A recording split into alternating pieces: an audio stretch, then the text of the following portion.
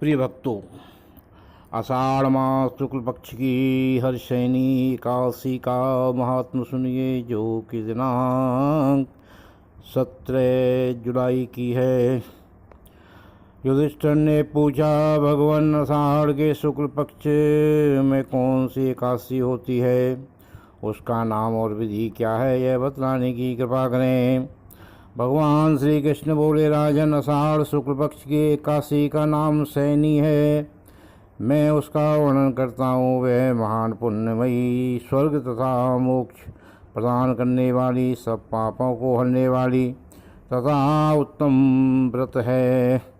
आषाढ़ शुक्ल पक्ष में शयनी एकादशी के दिन जिन्होंने कमल पुष्प के कमल लोचन भगवान विष्णु का पूजन तथा एकादशी का उत्तम व्रत किया है, उन्होंने तीनों लोकों और तीनों सनातन देवताओं का पूजन कर लिया। हर्षैनी एकादशी के दिन मेरा एक स्वरूप राजा बलि के यहाँ रहता है और दूसरा क्षीर सागर में शेषनाग की सैया पर तब तक शयन करता है जब तक आगामी कार्तिक की एकादशी नहीं आ जाती।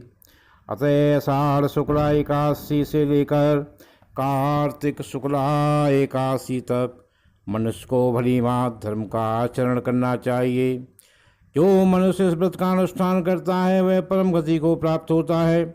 इस कारण यत्न पूर्वक इस एकादशी का व्रत करना चाहिए। एकादशी की रात्रि में जागरण करके शंख चक्र गदा धारण करने वाले भगवान विष्णु की भक्तिपूर्वक पूजा करनी चाहिए। ऐसा करने वाले पुरुष के पुण्य की गणना करने में चतुर्भुज ब्रह्मा जी भी असमर्थ हैं। राजन, जो इस प्रकार भोग और मोक्ष प्रदान करने वाले सर्व पापाहारी एकादशी के उत्तम व्रत का पालन करता है, वह जाति का चांडाल होने पर भी संसार में सदा मेरा प्रिय करने वाला है।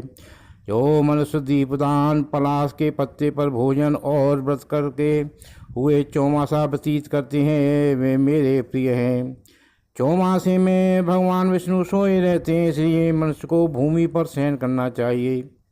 सावन में साग, भादों में दही, क्वार में दूध और कार्तिक में दाल का त्याग कर देना चाहिए।